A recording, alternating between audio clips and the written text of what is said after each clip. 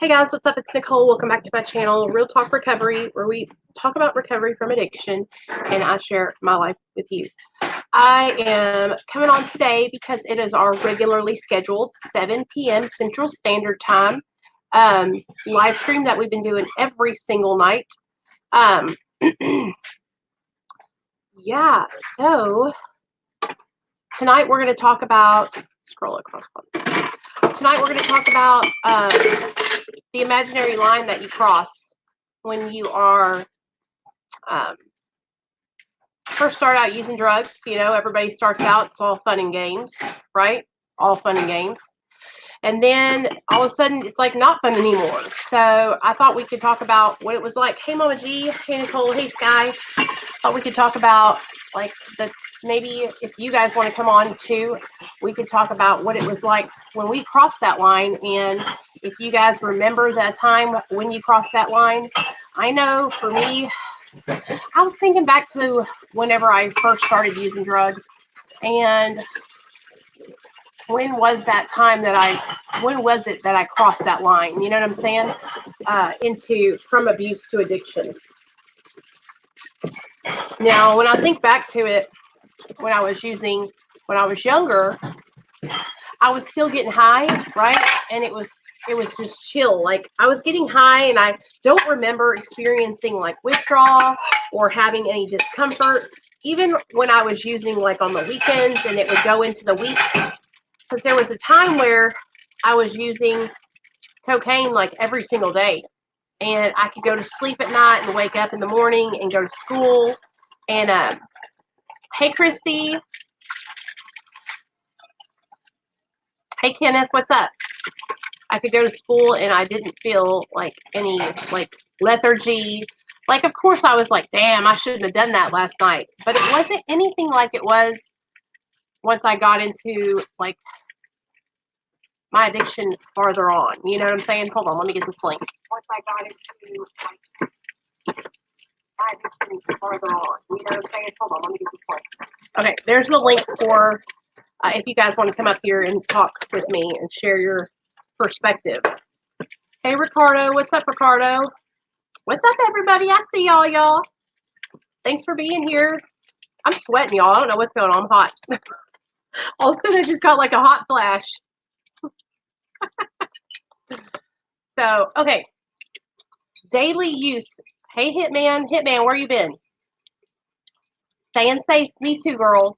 My mom's making masks, you guys, that she's going to mail me and Neil and Nate. Hey, Erin. What's up, girl? Yes, Kenneth. Yes. Probably like a month ago or 3 weeks ago, I made a video about a young lady who was addicted to methamphetamine, and she was having such horrible hallucinations that she ended up gouging her own eyes out.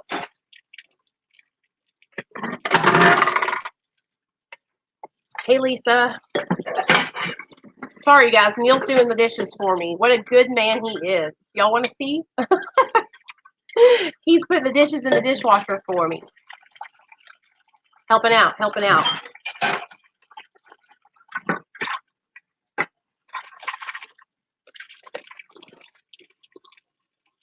Good, Hitman. That's good. That's probably helping you stay sober too, huh? Hey, Candy. What's up, girl? Thanks for being here. Thanks, everybody, for being here. So, okay. Let's get into it. So, the imaginary line. Okay, so everybody starts out using drugs and alcohol. You know, we're just experimenting. We're just hanging out, partying, kicking it. And what happens? When do you cross that imaginary line? Some people don't ever cross that line. Some people don't have the disease of addiction. Hey, Rob, what's up? Is that our Rob or is that a different Rob? You changed your name? Some people don't have the disease of addiction. So how do you know if you're going to be a drug addict or not? You know, I don't think that. Okay, here's the thing. So some people have the disease of addiction in their families. Okay, so let's take my family for example. On my mother's side, my mother is not an addict or an alcoholic, but her dad is an alcoholic. Her brothers and sisters are addicts and alcoholics. My cousin Michael is an addict. Okay, so from a young age, I can remember my mom saying, hey guys, be careful, okay? Because in our family, addiction runs in the family, right? But you know, when you're a kid, you're not like, oh yeah, I gotta be careful. Addiction runs in the family. I better not drink at this party tonight. You know, like I was not even thinking about that. So when I would go out and party and stuff, I wasn't like, oh no, I can't drink alcohol. But I bet you if I had been a little bit more careful, I might not have never went down the road that I went down. But you know, when you're a kid, you're not thinking like that. You're just thinking, I got to have a good time. Everybody else is doing it, right? Hold on. Okay, there we go. Shut off my notification so I wouldn't get the bells dinging in y'all's ears.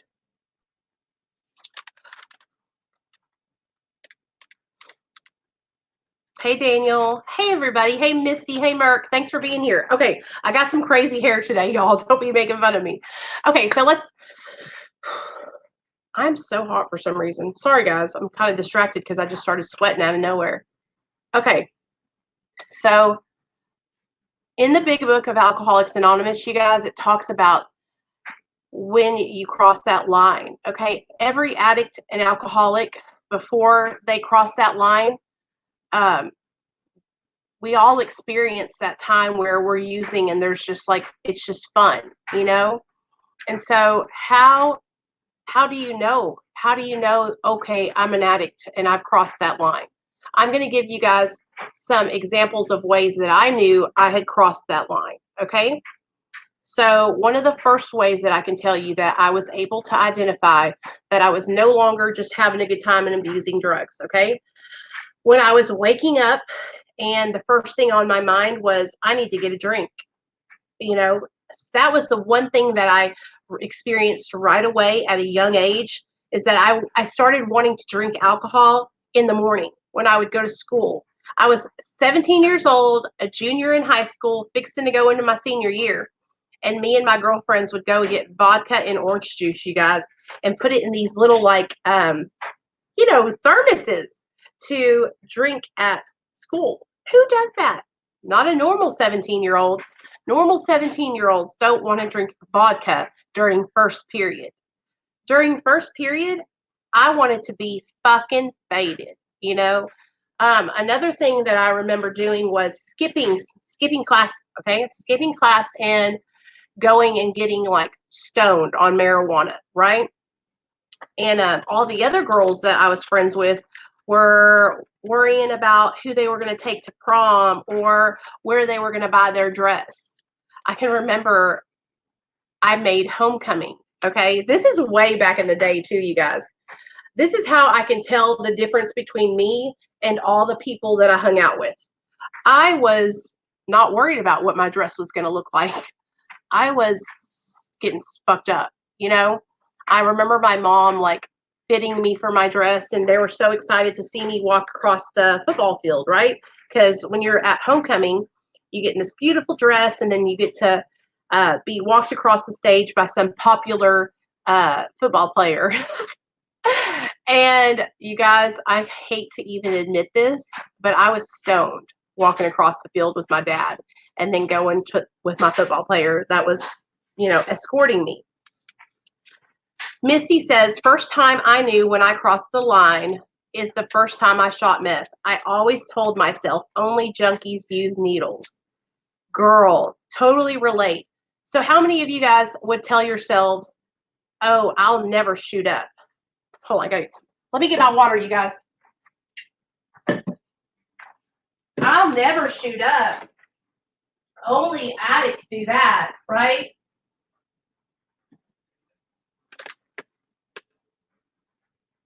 Sorry, I'll never shoot up. Only addicts shoot up, right? That's one of the things that I always said. And when I finally shot up, you guys, I think I had been smoking and snorting meth for like a good 4 years before I started shooting up. But even smoking and snorting it, I was already addicted. Daniel says, stone was the way of walk. Stone was the way of walk. Cypress Hill. Okay. I have a story, but it's way too nasty. What's up, Sky? I always said I'll never do heroin and always tried to help my friends that were using, and eventually I did. Pinup Pumpkin ASMR. I think sometimes what we do is we think we can help everybody, right? And if you're already an addict, you're already doing other drugs, and then you're going around other people that are using, but maybe you don't use that drug, it's not your drug of choice. It's like, what do they say? When you go to the barbershop enough, you're going to get a haircut. What's up with duloxetine? I hope my liver isn't the size of a football. I don't know. What is duloxetine? Let me look it up. Hey, Captain. What's up, girl? Duloxetine.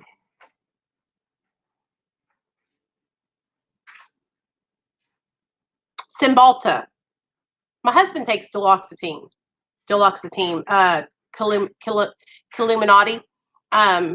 It can treat depression, anxiety, diabetic peripheral neuropathy, fibromyalgia, and chronic muscle or bone pain. My husband's been on Cymbalta for years. It actually helped him a lot. Captain says, I knew I crossed the line when I moved on from weed and alcohol to crack at the age of 14.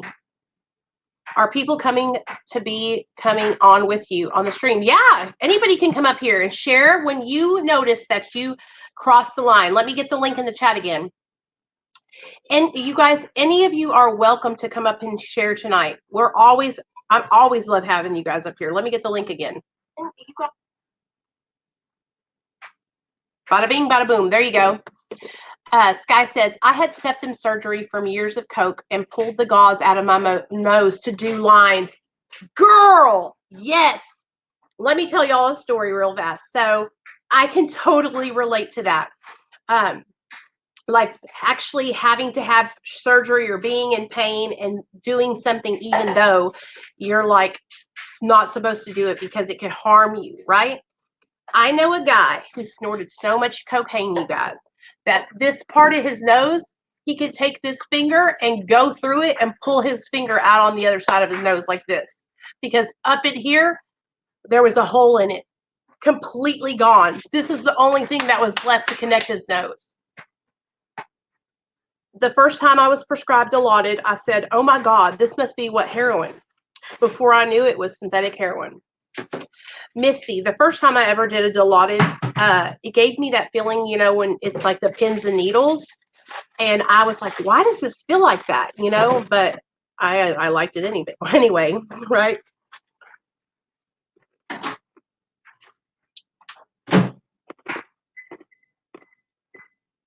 I'm eating some pretzels, guys. I'm sorry.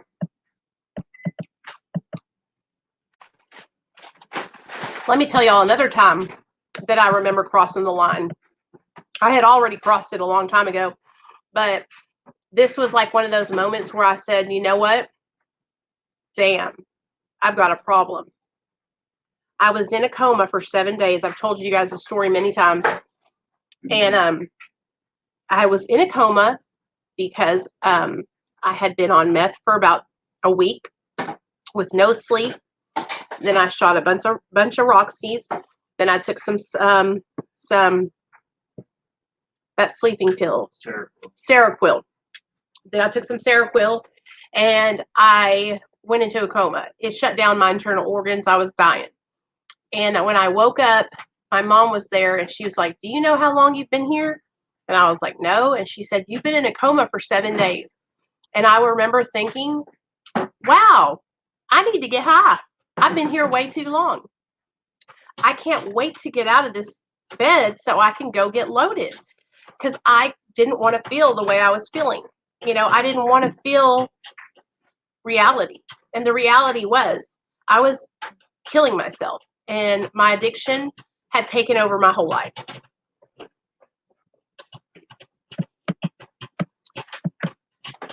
Once I tried things like Dilaudid and Oxy, it was over too, because you can keep up with your habit and then going to Norcos.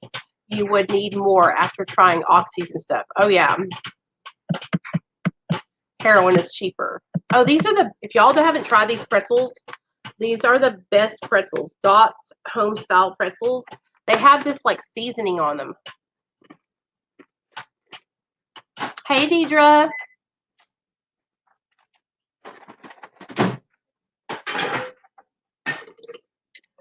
How's everybody holding up being on quarantine, staying home?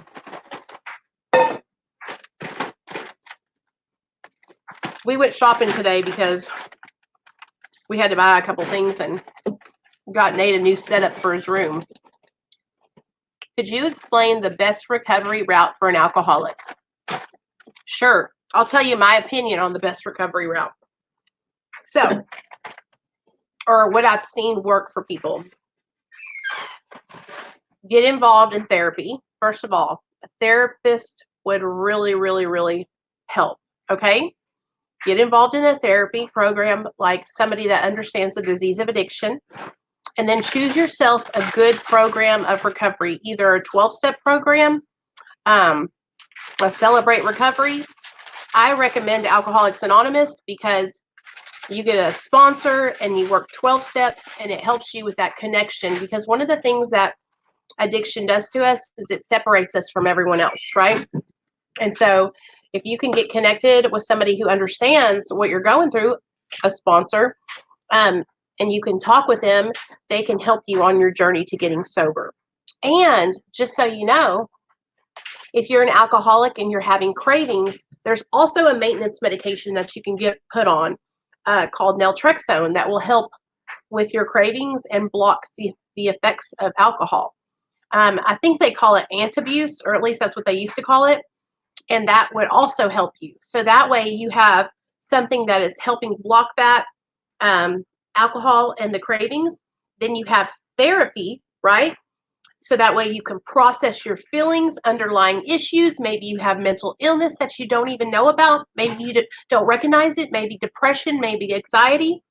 And then a recovery program like the 12 Steps of Alcoholics Anonymous could be so beneficial. But I do want you to know that there are other programs besides 12-step programs. There's Smart Recovery, and there's Refuge Recovery, and there's Celebrate Recovery.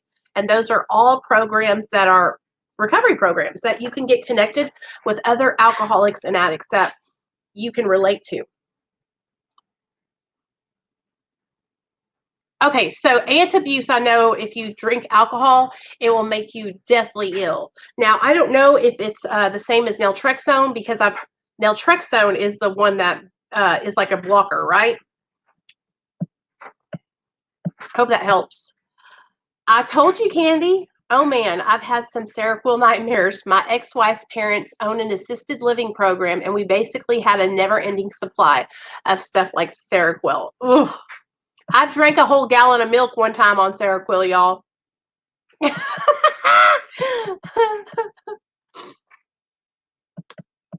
Antabuse is old school. Okay, gabapentin is a new treatment. I gotcha. Thanks for putting me on game, because I don't know. I just heard, I did struggle with alcohol, you guys. It was what I started out on. And I know today if I was to drink alcohol, I would drink to get drunk. Okay? Really, John?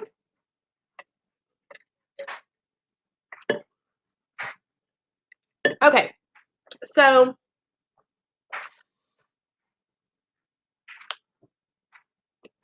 when you have a depression, you guys, and you're not okay, here's the thing with taking your own life, okay? I'm always here for anybody that's struggling, okay? But I'm just one person. If you're somebody who's struggling, you guys, with thoughts of suicide, the best thing I can suggest for you to do is to reach out and talk to as many people as you can. And I know that can be really hard when you're struggling with those kind of feelings. But you're not alone, and there's so many people that are feeling uncomfortable right now, okay? Hi, Nicole. So you don't have a governor, no control, all or none. I don't really have any control, Dr. Dreamer. When I drink alcohol, I just lose control. When I take Xanax, I lose control. When I take anything that gives me a feeling that makes me feel good, I overdo it. I overdo it with sugar. I overdo it with caffeine. Um, so no, the reason I think my body responds so well to the medication I'm on now, Suboxone, is because once your body gets on Suboxone and leveled out, it doesn't produce a euphoria. And so that ceiling effect, I have leveled out and I just feel normal. So that's why it's worked out so well for me.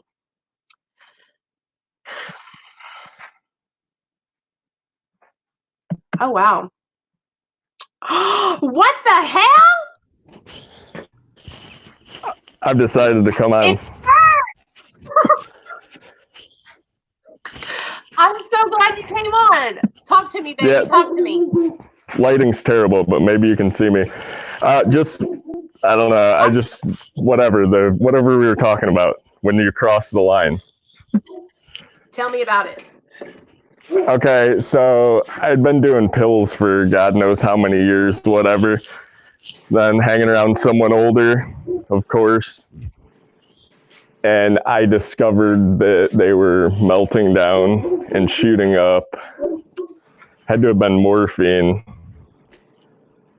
So we go like an hour away, we go to get it, and I'll never forget where I was. We pulled into a Burger King parking lot. We pull into the spot in the back, and we're overlooking a parking lot full of ice cream trucks. It's so weird, but it was just like 50 to 100 ice cream trucks. And we did it, and it was crazy, and I loved it. And I knew it was bad. I didn't know it was bad until I started talking to other people that I got high with and stuff. I told them I did. They're like, "Oh my God, you're crazy." Right. And then from then on, I never stopped, and just that was it. Do you ever think back to like, what if I had never shot up? Would I have not been in the position I'm in? You know what I mean? Yeah, but I seen it happen to so many people that they were all, I don't know, they would snort whatever they would do, smoke, and they would always all say, out of like the 10 people I was hanging around with, they would never do it. And I kept telling them, don't say that. Don't say that. Because one by one, day by day, I watched each and every one of them. They got more desperate. It wasn't enough. And boom, just like bowling pins, they went down 1 through 10, every one of them. That's what happens. It's like the feeling produced by opiates through like snorting it or smoking it. It gets to a point where it's just like not doing anything anymore. Yeah. And then, especially when you see other people and what they're getting out of it, you're like, it just overtakes you. It's like a jealousy. I remember when I first saw people injecting methamphetamine, and I was like, what is going on here? Everybody's 20 times higher than I am. I want to be where they're at, you know?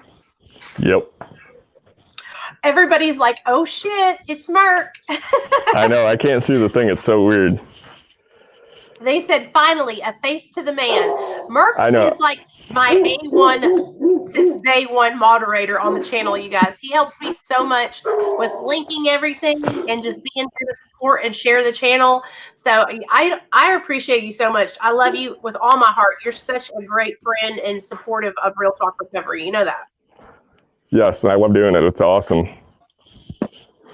You take good care of everybody and help me so much with everything. And so we're fixing to hit 4,000 subscribers, you guys. Like the channel, you guys have helped me so much. It's just been so awesome.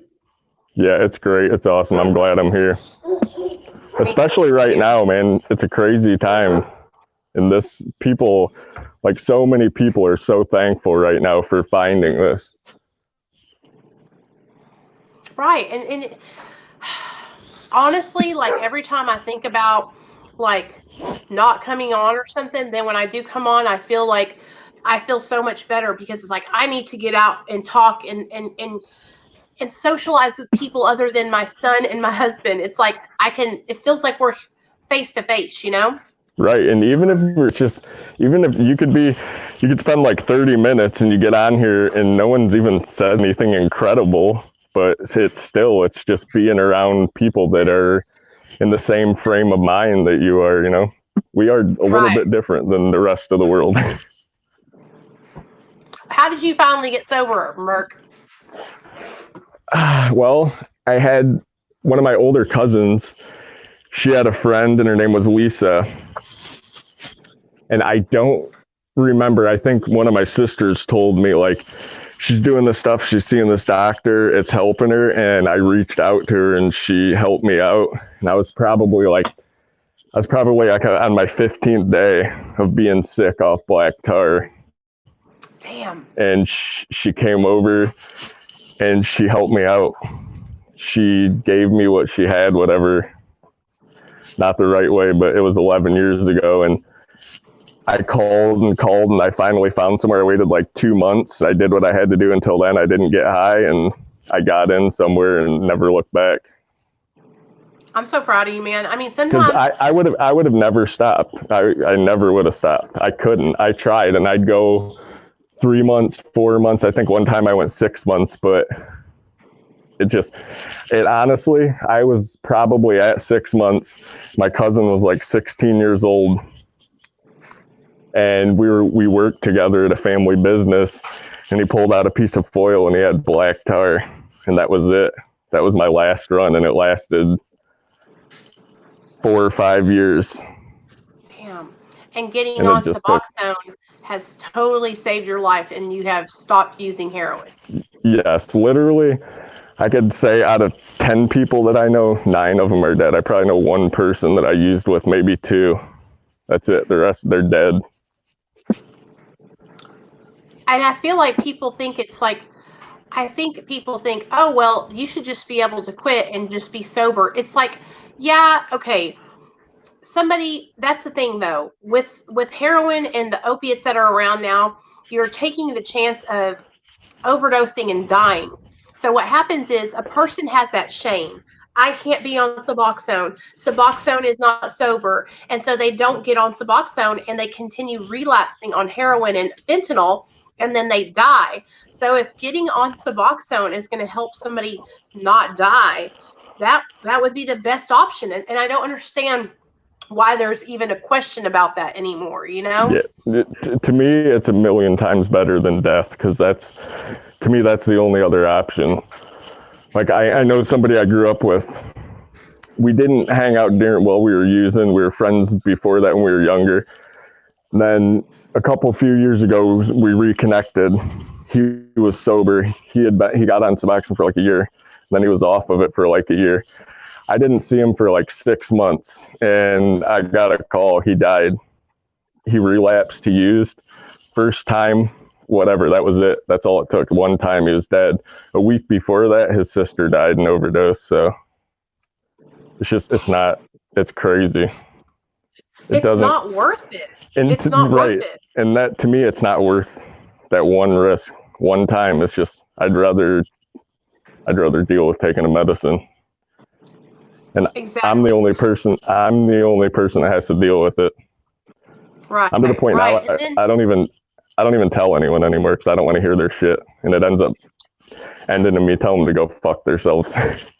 Right. You would be surprised, like, even though I've been everybody knows that I'm on Suboxone, but I still get those people that come by and they say something, and it used to bother me so much, but now I'm just like, it doesn't bother me at all, because I'm happy and I'm living my life, and it just, I'm helping people that are actually like right.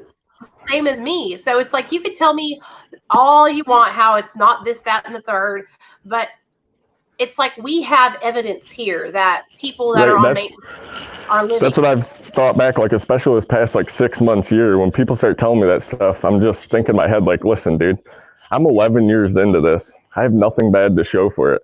Nothing. My health is fine. Like, my mental health is okay. Physically, I'm healthy. I have no problems that anyone else doesn't. Like, there's nothing stopping me from staying. Right. I'm so proud of you, man. You're killing it, Merk. I mean, and you're a good example of like how being on maintenance medication long term, I mean, you're healthy, you're happy, you're free. I mean, if you need to do something for the rest of your life, you guys, don't be ashamed. Do what you got to do to stay on the right track. Don't let anybody make you feel uncomfortable, right? Yes, and it took me a long time to get confident about it because I mean it's hard. People will drag you through the dirt and make you feel like shit, but they don't have to deal with it. You do, and you don't tell them how much Motrin to take or what their blood pressure medicine should be or whatever their doctor tells them. So it's none of their fucking business. Right, right. Hell yeah. Well, thanks, man. You got anything else you want to tell everybody? That's it. I'm done. I love you, Mark. I'm out of words. Thank you. Bye. I love Mark to death, y'all. That's the homie. Okay, let me see what y'all are saying. Captain, damn, this channel has helped me. I have to thank Josh and his wife, and seeing Mark always on here helps everyone. Oh, we got another person. Is this some Rob's in the house? Hey, What's up? Hey, what's up? How you doing? I'm doing good. What about you? Good. I'm back. That's good, I guess. I'm glad you're back, man. Tell me this. When did you realize that you were crossing the line from, it was all fun and games, and then you crossed that imaginary line into like, I have to have these drugs to function? Shoot. I just said enough's enough. I just got sick and tired of being sick and tired, and I was clean for like 3 weeks, and then I just relapsed one last time, and I'm just like, I'm just done. It's just retarded. Was it Xanax you relapsed on or cocaine? Both. Both. Yeah. It's hard, man. I totally understand. Like, I used to bounce back and forth, and Xanax always, it's such a hard thing because I used to think I need to do this to be okay. It's going to make me feel better. And then I would do it and I would be so upset, Yeah. I know how you feel. Sucks. So you made a new channel. Tell us all about your new channel. What are you going to be doing over there? I'm just doing it just to be. Nick kind of like talked me into it. He's like wants me to do it, And it's good right now too because the AA meetings aren't open or anything like that. So like you might as well. I mean, you know what I mean. This helps me just as much as an AA meeting, if not more. So I might as well do it. And while we're isolating and everything like that, and it can't hurt. So. Oh yeah, for sure. And we have such a good group of people that are all going to support you and help you out and be over there to support you on your new channel, I know. I love you guys so much. Oh, we love you too. What are you doing are you living with your family or are you by yourself? Yeah. Thank God I have my mom. I'm renting a room from her. So thank God. I work in the restaurant industry, so I got laid off. But actually tomorrow I'm going to work. I got blessed. My buddy wants me to come to work for him. It's like out in the sun doing asphalt, but whatever, So at least I got work. So I'm blessed for that. And I'm blessed I get my mom to rent me a room right now during these hard times. Oh, sure. You are super great. That's awesome, dude, because I know a lot of people that they're just like losing everything, I know. I'm so crazy. I feel so bad. I'm like so blessed. The other day I was telling Nick I was walking to the store and I was feeling really depressed and down, and I'm still withdrawing right now. You know what I mean? It's going to take a while. You know how it is benzo especially. And I still am smoking weed right now until I get over the withdrawals completely, and then I'm going to stop the marijuana, of course, which is easy.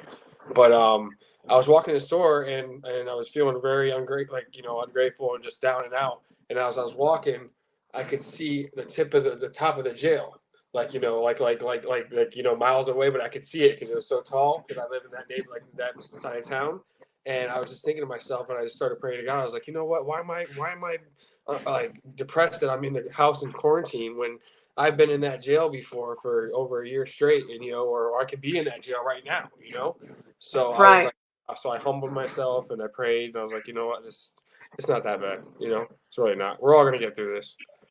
It's super easy to get in that like hopeless state of mind, and it's just us feeling sorry for ourselves. And if you think about it, like I used to do the same thing, just so you know, and sometimes I still do it, and I'm like, Nicole, what are you doing? It's almost like I have to slap myself back into reality, Yes, ma'am. Same here. Okay, listen to this. Nick wants to know, when did you realize you were an addict, Rob? When did I realize I was an addict? Nick said that? Did Nick say that? Yeah. Yeah. Oh man, he's trying to put me on the spot. All right. I realized I was an addict probably when I first got arrested. And then I realized it was a problem. I was 19 years old. I had been doing Xanax since I was 15 years old. So I was on the run for a while. I was selling them and everything like that. And then I didn't really catch a grip to it until they locked my ass up and put me in jail and behind bars. And I don't know if, I'm sure you've been locked up, or some people on here have. I don't know. But yeah, it's not fun. So I woke up real quick. But it still didn't teach me a lesson. I mean, it did for a while, but then I just went back to my old ways eventually. Came out with more tattoos and went back to my old ways. So it's just like a vicious cycle that I haven't been arrested in 5 years, and that's really, really good for me. I used to get arrested at least twice a year, at least. If not, I was in jail the whole year. So 5 years is pretty decent. So I feel like I need to just tighten up before my ass goes back to jail. Or I was just about to say that. Like, you better stop while you're ahead. Exactly. That's my goal. Because that Xanax, man, I'm telling you what, every time I do Xanax, I end up stealing some shit and getting arrested. Oh, I know. I can have $1,000 in my pocket and I'll steal a candy bar. Yes. Literally. I swear to God. It's crazy. Pure Same. insanity. Pure insanity. It's crazy. It is. So what How did you get into your addiction? How did you get into it though? Why did you start using? I started using. My buddy, I moved in with him and ran in a room from him and his mom. And his mom, like, this is back in the day. I don't know. Are you from Florida? I forgot. No, I live in Arkansas. Well, I don't know if you guys know about the whole pill mill epidemic that was going on years and years back. But yeah, I was alive and doing all that bullshit. And yeah, like pills were just like available like by the handfuls. Like, you know what I mean? You didn't run out. And I remember we used to come from Arkansas to Florida to go to doctors down there. Then sleep in the car. I used to see you guys. I'd pull up. I drive over from Naples, and I drive up, and I see people sleep in the car. Indiana, Georgia, Tennessee. I'm like, damn, these motherfuckers are driving from all the way up north. But hey, up there, you know how much money you guys make? Like, you go for even more up there. I mean, I was killing it down here, but I can imagine what the people are selling for more way up there. But yeah, that's besides the point. We don't have to live like that anymore, thank God. That's right. You know what I mean? The longer you stay sober, the more your mind and your thinking will start shifting. Because when I first got sober, like, everything was like, it was my drug ways. Like, I can sell this for that. I can do that for this. And it's like, I used to not be able to control that thinking. And it's like, now I've been so far away from that thinking and that those actions that now I think, like Dr. B was talking about, like, I think about being honest and I think about doing the right thing. But it took me practicing doing that for a really long time. And the number one thing that helped me was just to not to be embarrassed of anything. Like, anything I was feeling, I would tell my sponsor about it, or come on at my channel and tell people, guys, you know what? I thought about fucking getting high last night, instead of hiding it. Yeah. You know? I know. Yeah, definitely. Use your channel as a way to process the way you're feeling. What I can't grip is, like, I was telling Nick this. I was like, you know, like, all right, so, you know, like, all right, so if I take a Xanax right now, like, I'll probably, like, a lot of people go to sleep on the couch. Me, I'll get up and start vacuuming my room, and I want to go make flyers for my business, and, you know, tomorrow I'm going to go get my business license reinstated, and I'm going to just, you know, rule the world, you know what I mean? Like I'm just going to, you know, and I'm going to get things accomplished, which I really would do and stuff like that. But at the same time, eventually, you know, it leads to you don't get shit done. But how do you get that feeling when you get sober? Because I've been sober a year, but I still couldn't grasp. Nick was trying to explain to me earlier, like that, like, kind of like, how can I say it? That motivation, you know, that motivation to get up and, like, do a bunch of chores, or, you know what I mean? Or go to work and stuff like that. Like, when you take that pill and be like, oh yeah, now let's go to work. Oh, hell yeah, let's go. I feel good. Like, you got to find a new passion, man. You got to find a passion to start. My passion that I started putting all my motivation into was my helping other people and doing my YouTube channel. A sponsor made me stay sober for a year before I ever even started telling people about my recovery. And then after that year passed by, I was like, damn, I don't know what to do with my life. And I started telling people about recovery and trying to help other people. And then it just became like this obsession to help people and to help and give back and do recovery. And that became my passion. And then I got this, like, spark ignited within me, and I'm like, damn, I can do this for the rest of my life and actually help people and actually do a job and do this and that. And it was so amazing. But I'm gonna tell you, doing the 12 steps and getting reconnected with God helped me a lot.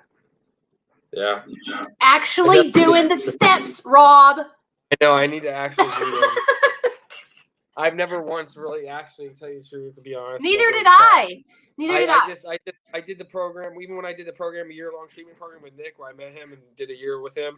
I was basically treating that as like jail time, because I was going to get 3 years in prison if I didn't pass. You know what I'm saying? So I was basically just like, it was just time to me. You know what I mean? I was just looking at, but like I did pay attention some, but I could have learned a lot more if I would just open my, been like, you know what, hey, I'm here. I might as well learn as much as I can, you know, but I didn't. I was just, you know, but it is what it is, you know, just live and learn. So all I can do is better myself day by day, every single day.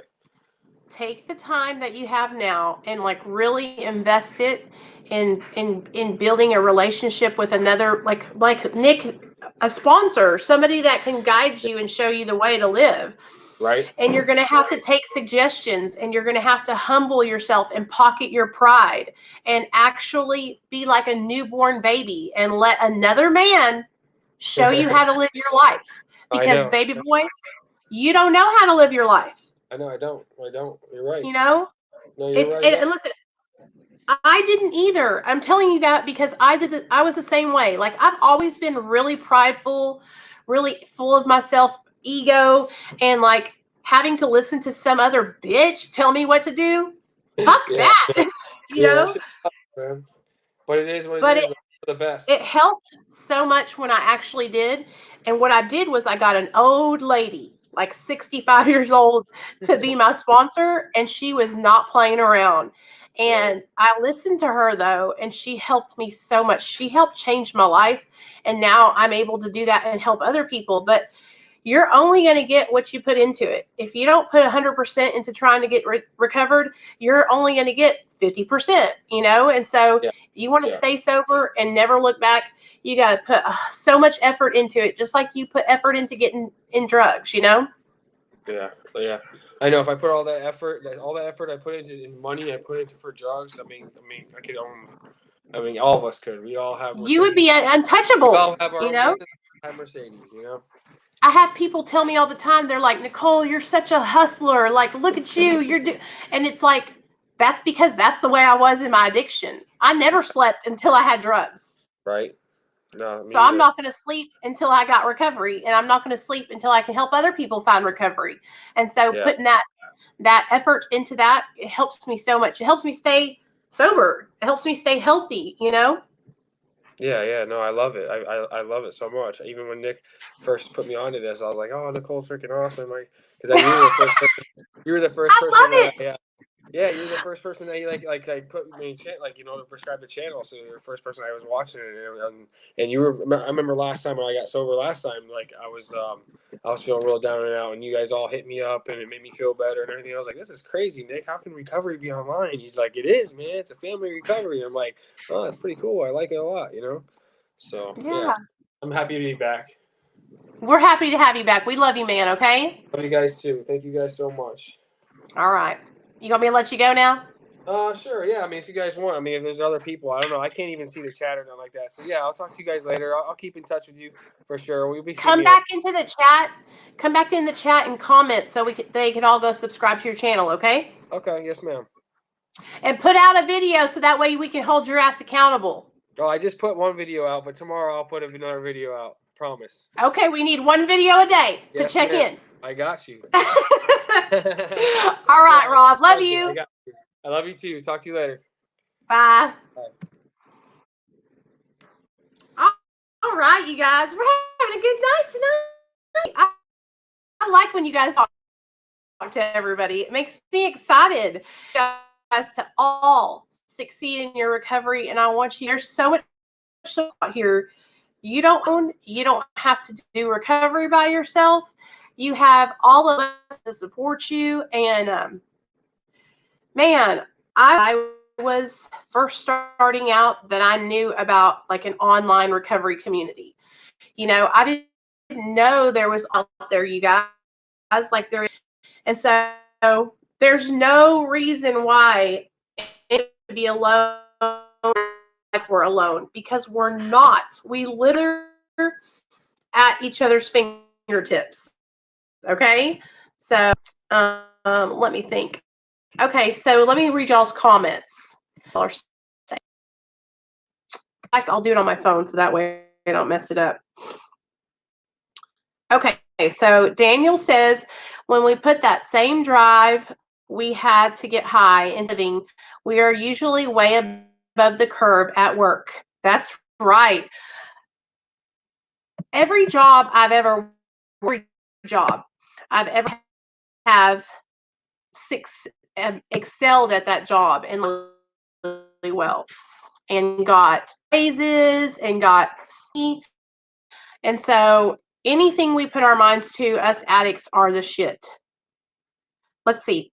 Pinup Pumpkin says, yes, think if we put that effort we did in our addiction into starting a business or something, we'd be set.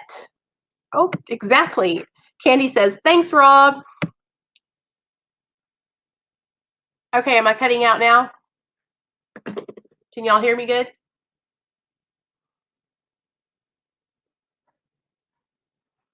You make your, what you gotta say, Candy? Make your announcement, girl. Let me see. Are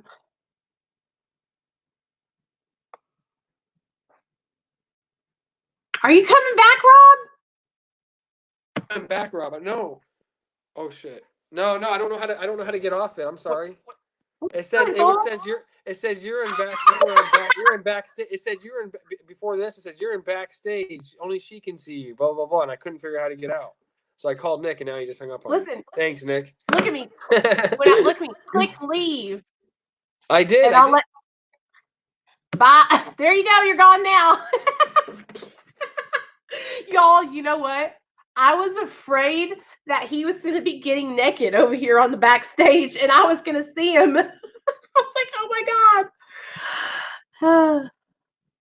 Oh, wow. That's awesome, Candy. Candy got 18 months sober today, y'all.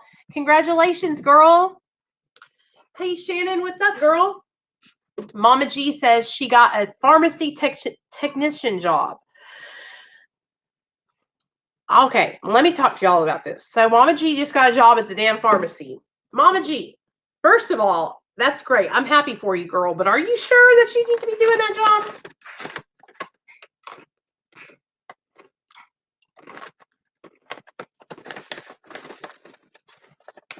Can you imagine if I had a job at the pharmacy? Lord help you. Girl.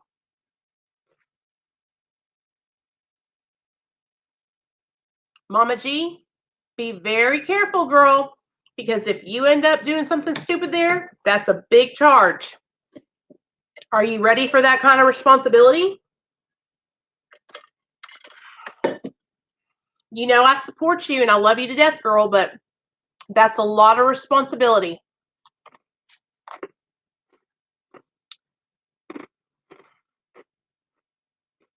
Let me tell y'all a story. About 6 months ago, Walgreens wanted to hire me. They wanted me to come on and be a supervisor. I was hella excited because I needed a better paying job. But part of that job was being in the pharmacy. I don't trust myself to be around Oxycontin, hydrocodone, Xanax, Klonopin. I don't care how long I've been sober. That shit makes me nervous. Okay? It makes me shake. I haven't seen a bottle of narcotics in almost 5 years. Except for my medication, which is Suboxone, and it don't get me high. Y'all know what I mean. I can't even imagine, you guys. So, Mama G, my advice to you, Mama G, now listen up. I hope you're listening. You need to get a sponsor, girl, and you need to have somebody that you can be talking to about what you're feeling and what you're going through. Because being in the middle of a pharmacy with what has just transpired in the past, you know what I'm talking about, young lady, can be a recipe for disaster. So you need to make sure that you have sober support if you're going to be doing that job. Okay. Anyway, I'm not trying to discourage you, girl. I know you're excited, but please get some support, because that's just dangerous, girl. Okay? Get yourself a sponsor and get yourself maybe even into some therapy. And listen, you start the job, kind of feel out the people you're working with, and I'm sure they have like inventory and they count all that stuff. And I'm not saying that you're going to go in there and steal drugs, right? But just be careful, okay? Sorry, I couldn't figure out how to get off backstage.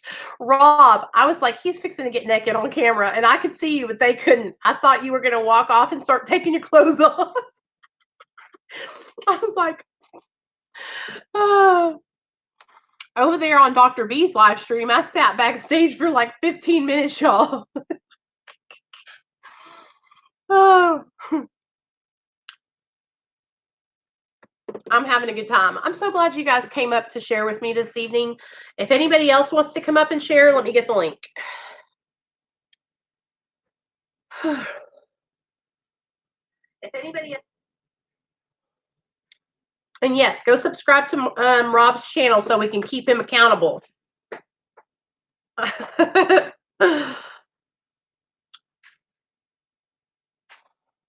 Hey, Kenneth, we love you too, man. Anytime. You're part of the family. You know what, you guys? I never in a million years thought that we would have like a whole recovery family here on YouTube.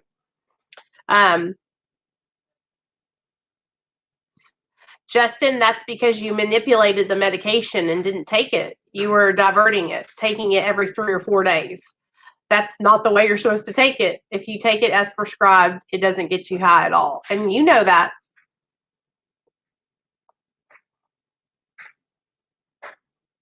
You got to be honest. And if you really want to stay sober and have recovery, then you're not going to manipulate your dose. You should have.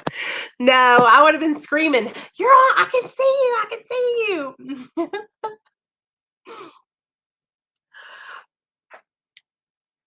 Another time that I can remember, you guys, like transitioning and really realizing that I had a problem with my addiction was when I got pregnant with my son. And I knew I had a problem a long time ago, but when I got pregnant, it was like staring me right in the face, because I had this pregnancy that I was so happy to have this little baby, and then I could not control my addiction, and with that came so much shame and so much guilt. And I wish that I could have, done better. I wish I could have stayed sober and not made the mistakes that I made in my addiction. But I was just a hot mess, But the great thing about it is, like, today, I don't have to be like that anymore. I can be honest today, and I can help other people today, and I can be dependable today. And that's something that I couldn't be for a long, long time,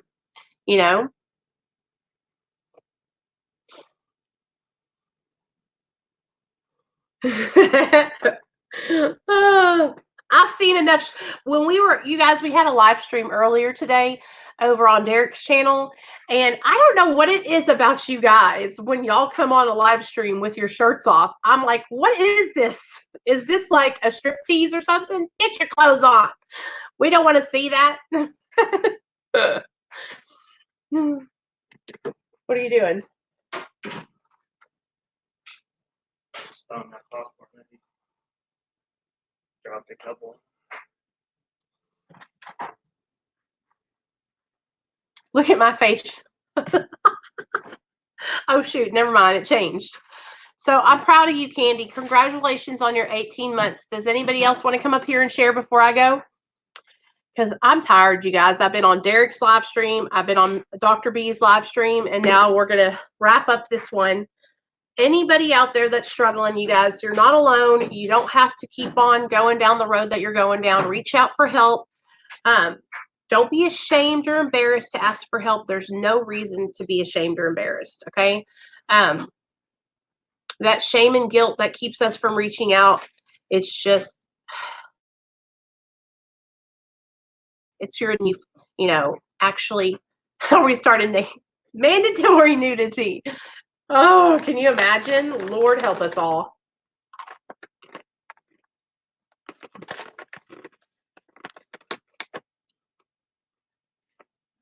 Y'all, Candy has been with me for a long time, just so y'all know.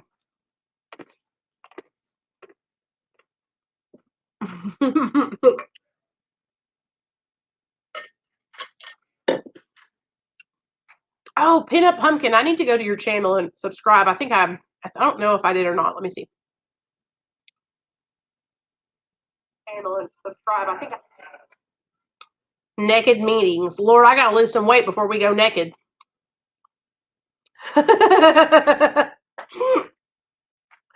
No.